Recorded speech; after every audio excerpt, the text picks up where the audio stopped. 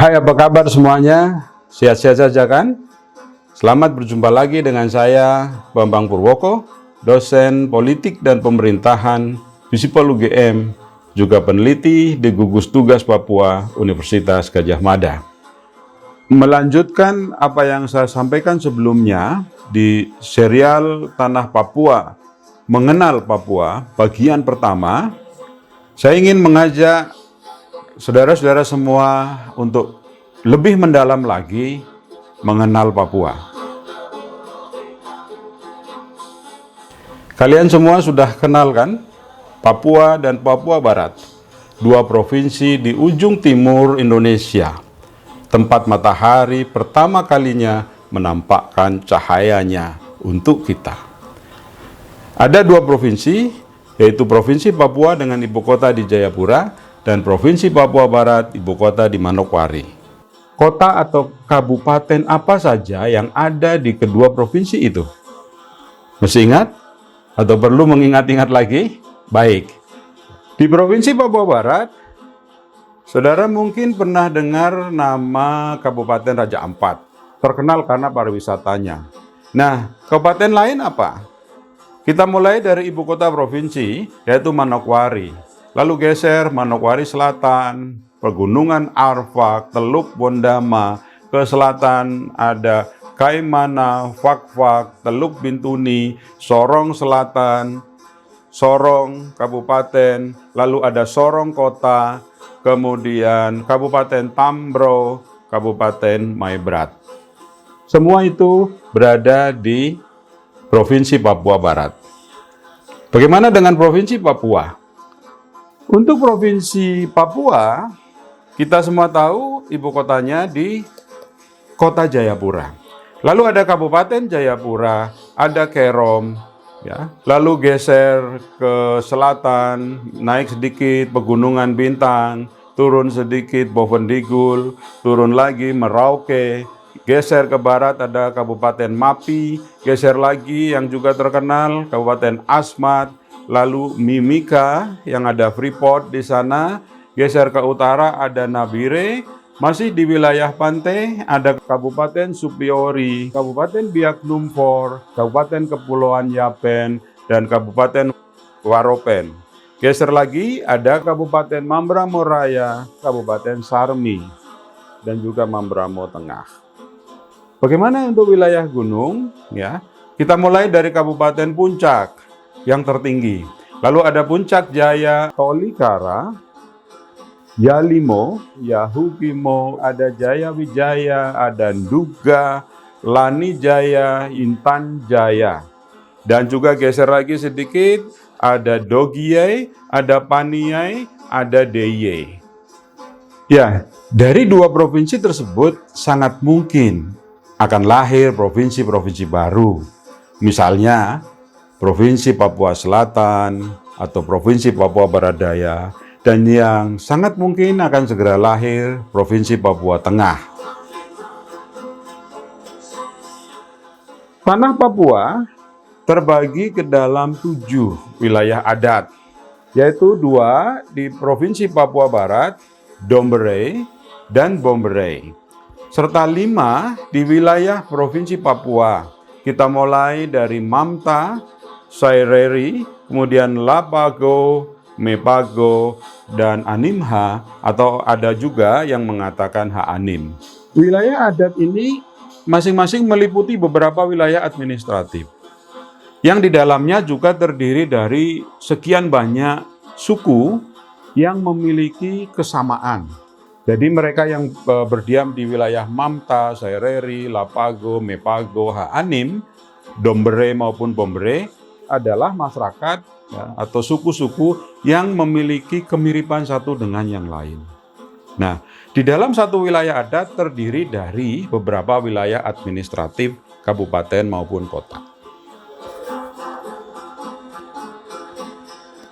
Bagaimana dengan kondisi politik dan pemerintahan di kedua provinsi tersebut? Provinsi Papua dan Papua Barat mendapat status istimewa atau khusus, yaitu mengacu kepada atau berdasarkan pada Undang-Undang Otonomi Khusus Undang-Undang 21 tahun 2001 dan Undang-Undang 35 tahun 2008. Apa kekhususannya? Kekhususan dari kedua provinsi tersebut adalah antara lain ada proteksi, afirmasi, dan sebagainya. Tetapi itu kita bahas di kesempatan yang lain. Tentang kelembagaan politik dan pemerintahan, kalau di provinsi lain ada gubernur dan Dewan Perwakilan Rakyat Daerah. Di Provinsi Papua dan Papua Barat, maka ada gubernur, Dewan Perwakilan Rakyat Papua atau Dewan Perwakilan Rakyat Papua Barat, ditambah satu lagi, kelembagaan yang merupakan representasi kultural orang asli Papua, yaitu yang disebut dengan Majelis Rakyat Papua. Nah, secara lebih khusus, nanti kita akan ulas, tetapi garis besarnya, Dewan Perwakilan Rakyat Papua dan Papua Barat di samping terdiri dari perwakilan politik, yaitu calon-calon anggota legislatif melalui jalur partai politik yang dipilih menjadi anggota DPRP atau DPRPB, maka masih ditambah ada 11 atau 14 perwakilan yang merupakan amanat otonomi khusus. Nah, ini dilakukan seleksi tersendiri. Nah, khusus tentang MRP, Majelis Rakyat Papua itu terdiri dari 3 perwakilan, yaitu perwakilan agama, perwakilan perempuan, dan perwakilan adat. Nah, inilah bagian dari kekhususan di bidang politik dan pemerintahan. Kalau dari struktur pemerintahan, dari tingkat provinsi sampai ke bawah seperti apa? Tadi saya sudah sebutkan di provinsi ada gubernur, DPRP, MRP. Lalu turun ke bawah, kabupaten. Di bawah kabupaten, ya, selama ini kita di daerah-daerah lain, di Jawa kita mengenal kecamatan. Di daerah istimewa Yogyakarta, kecamatan disebut sebagai Kapanewon. Nah, itu mengacu ke Undang-Undang Keistimewaan DIY. Kalau di Papua, kecamatan disebut dengan nama distrik. Ya, Pak Camat disebut kepala distrik. Di bawah distrik ada, kalau di tempat lain namanya desa, di Papua namanya kampung. Diketuai atau dikepalai oleh kepala kampung. Kalau di tempat lain bisa kepala desa atau lurah. Sama kalau di Papua di daerah kota namanya juga lurah. Tapi kalau yang umum desa itu disebut kampung. Tentang politik pemerintahan, struktur dan sebagainya, lalu bagaimana mekanisme kerja, pembagian tugas dan sebagainya, kita bahas juga secara khusus. Nah, itulah perbedaan dari struktur kelembagaan politik pemerintahan di tingkat provinsi antara provinsi lain dengan provinsi Papua dan Papua Barat. Yang menarik sebenarnya kalau kita melihat Papua, wilayahnya sangat luas. Baik provinsinya, kabupaten maupun kotanya luas, sangat luas. Ya. Tapi penduduknya sebenarnya relatif sedikit dibanding wilayah yang luas itu. Sebagai perbandingan, ada kabupaten yang penduduknya 150.000 jiwa. Tapi ada yang antara 40 sampai 60.000 jiwa. Bahkan ada yang kurang dari itu. Padahal kita tahu, kalau kita bandingkan dengan penduduk di Jogja misalnya, penduduk desa Condong Catur, Kecamatan Depok, itu hampir 60.000. Artinya sama dengan penduduk satu kabupaten rata-rata di sana. Nah, sementara kalau penduduk tingkat kampung berapa?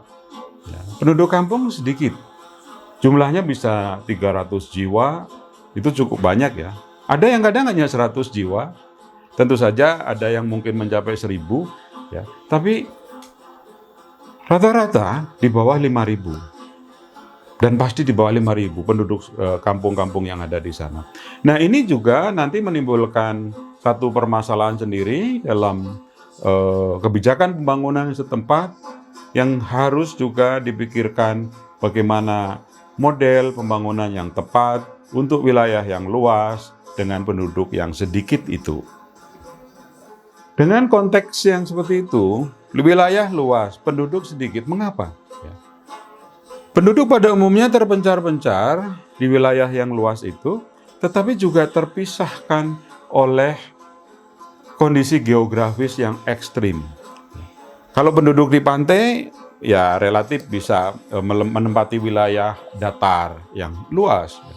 Walaupun banyak juga kota-kota pantai yang pantainya hanya sedikit karena di belakang atau maju sedikit dari pantai sudah gunung, sehingga kemudian tempat pemukiman menjadi sangat terbatas. Tetapi kondisi yang lebih ekstrim di wilayah pegunungan, ya, jarak antara satu kampung dengan kampung yang lain dipisahkan mungkin oleh lembah, oleh jurang, oleh gunung.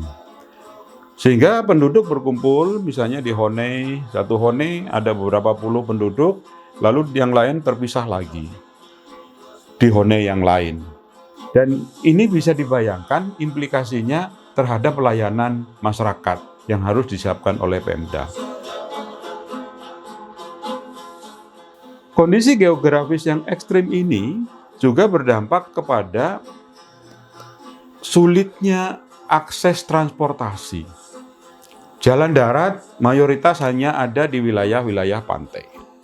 Trans Papua memang sedang dibangun oleh pemerintah pusat, tentu saja bekerja sama dengan daerah juga, mulai dari timur sana, mulai dari Merauke, tembus ke Pegunungan Bintang, nantinya ke Nduga naik ke Mulia, ibu kota Puncak Jaya, nanti ke Ilaga, ibu kota Kabupaten Puncak, ke Sugapa, ibu kota Kabupaten Intan Jaya, geser ke barat, ke Enarotali, ibu kota Kabupaten Paniai, lalu sampai ke Nabire. Nah, ini sedang dalam proses penyambungan Trans Papua. Nah, tetapi transportasi darat di dalam satu kabupaten, khususnya di wilayah gunung, sangat minim. Bahkan transportasi dari wilayah pantai ke gunung, darat, jalan darat itu banyak yang tidak ada. Sehingga satu-satunya sarana transportasi adalah dengan pesawat. Misalnya menuju ibu kota Kabupaten Puncak, Ilaga, itu harus terbang dari Timika, setengah jam, atau dari Wamena, atau dari Jayapura. Nah, akibatnya apa? Tingkat harga menjadi sangat mahal, karena semua harus diangkut dengan pesawat. Apakah itu ke Ilaga, ke Sugapa, ke daerah-daerah lain, ya, di Tolikara, di Lani Jaya, dan sebagainya, sebagian besar harus diangkut dengan pesawat. Sehingga harga menjadi sangat mahal di sana. Sebagai contoh, harga-harga yang mahal di Kabupaten Puncak, Ilaga. Sebelum ada BBM satu harga, yang merupakan kebijakan pemerintah Jokowi sejak tahun 2016, harga BBM di sana paling murah 50.000 per liter. Setelah ada kebijakan BBM satu harga, tentu saja harganya wajar, sama dengan di pantai, jika ada dropping yang lancar. Jika tidak ada, kembali ke harga normal, yaitu 50.000, 60.000, 1 liter bensin ataupun solar. Harga gula pasir juga mahal, 60.000, harga beras 50.000 per kilogram, bahkan harga air kemasan, air mineral yang dibawa di kota-kota pantai di Papua mungkin bisa 5.000, kalau di Jawa bahkan 2.000, 3.000. Kalau sudah sampai ke gunung, harganya antara 20.000 sampai 30.000. Sangat mahal. Yang paling ekstrim adalah harga semen. Kalau di Jakarta misalnya, atau di Jawa pada umumnya, harga semen satu sak adalah Rp40.000. Di tempat lain, termasuk kota-kota pantai di Papua mungkin 80.000, 100.000 per sak. Tapi di pegunungan tengah Papua, di Kabupaten Puncak misalnya, harga semen menjadi sangat mahal, bisa mencapai sekitar Rp2 juta per sak. Ini harga yang benar-benar sangat mahal, padahal kebutuhan pembangunan juga sangat tinggi. Sehingga dana-dana APBD di pegunungan tengah kebanyakan terserap kalau harus membangun, terserap untuk mahalnya biaya bahan bangunan. Mengapa? Sekali lagi, karena semua itu harus diangkut dengan pesawat. Harga-harga yang mahal ini bisa turun nantinya jika sudah ada akses transportasi darat. Misalnya, jika Trans Papua sudah tembus dari Nabire ke Dogiai, Dayai, Paniai, sekarang sudah sangat mulus, tapi kemudian nanti tembus dari Paniai, Sugapa, atau Enarotali, Sugapa, Ilaga. Tembus lagi sampai ke timur, Mulian, Duga, dan seterusnya. Jika Trans Papua tembus, maka angkutan logistik menjadi lebih mudah, otomatis suatu saat nanti harga-harga bisa diturunkan.